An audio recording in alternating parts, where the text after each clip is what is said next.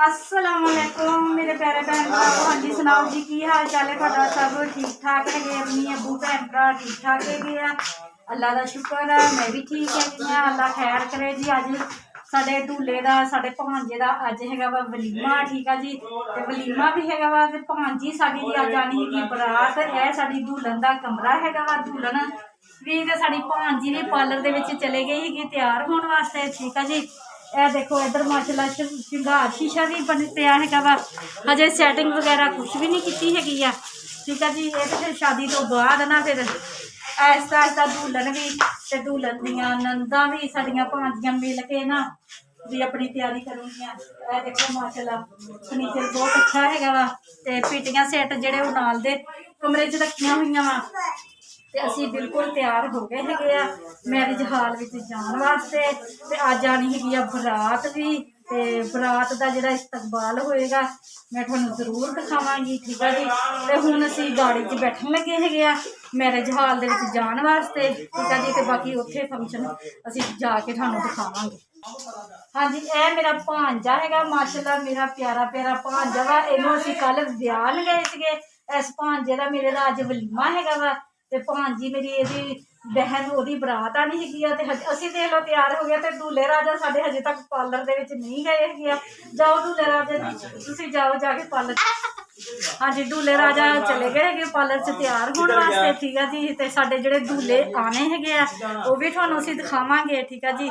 ते बाहर जाके असीं थोड़ी वीडियो वगैरह बना लीए। बाहर पिंड माहौल है वा देखिए जाके इंजॉय करिए जाती दूल्हा तैयार हुंदा वा। हाँ जी। असी जा रहे हैं कि गाड़ी च बैठने वास्ते। साडी गाड़ी वो खड़ी है कितनी दूर देखो। क्यों यह पिंड इलाका है वा। यह है सिंध का इलाका। जा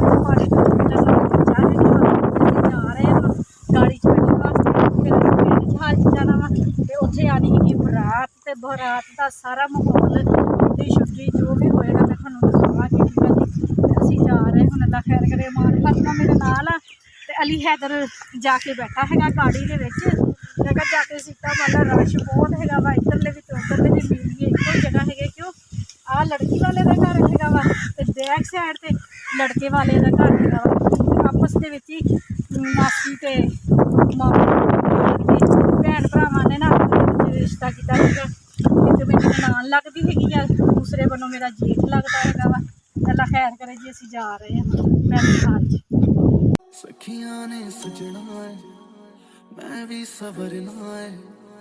अज दिन चढ़िया तेरे नाम दा वे। अज सजया है वे सारा शहर। अज हो गई आवे रब दी महल। हाय सजया है वे सारा शहर। अज हो गई आवे रब दी महल। चिट्टा कुक्कड़ बने रहते। चिट्टा कुक्कड़ बने रहते। काश ने दुपट्टे वाली मुंडा सदके तेरे। काश ने दुपट्टे वाली। आँखियाँ मेरी पूछ रही है दिल को मेरे चैन नहीं है। कितने लड़ाइयाँ तो अखियाँ कितने लड़ाइयाँ। कैसे तुझको मैं बताऊँ राहें तेरी तकती जाऊँ नींदों चुराइयाँ। तू मेरी नींदों चुराइयाँ वे। पंछी बोले है क्या मियाँ सुन ले चलो। खास बढ़ती रहे प्यार होता रहे। आज दिल से सदा आ रही है सुनो। इश्क जगता रहे वक्त सुनता रहे। हो कुछ भी नहीं है तेरे कदमों से आगे। कदमों से आगे कदमों से आगे। आँखों पे मोहब्बत लिख दे सांसों पे मोहब्बत लिख दे। होठों पे मोहब्बत लिख दे कहता है दिल दीवाना। उंगली पकड़ के तूने चलना सिखाया था ना। दहलीज ऊंची है ये पार करा दे। बाबा मैं तेरी मलिका टुकड़ा हूँ तेरे दिल का। एक बार फिर से दहलीज पार करा दे।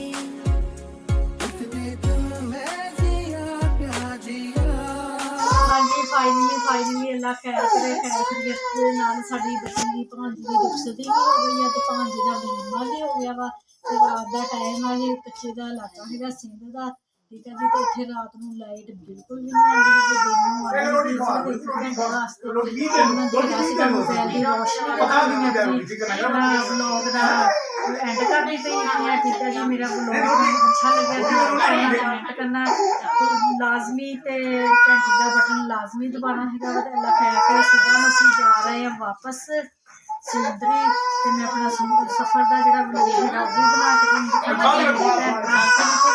ਰਹਿ ਰਹੇ ਆ ਸ਼ਾਦ ਰਵੋ ਤੇ ਆਬਾਦ ਰਵੋ, ਖੁਸ਼ ਰਵੋ, ਆਪਣੀਆਂ ਦੁਆਵਾਂ ਚ ਮੈਨੂੰ ਯਾਦ ਰੱਖਣਾ, ਆਪਣੀਆਂ ਦੁਆਵਾਂ ਚ ਆਪਣੇ ਭੈਣ ਭਰਾਵਾਂ ਨੂੰ ਯਾਦ ਰੱਖਣ, ਠੀਕ ਹੈ ਜੀ।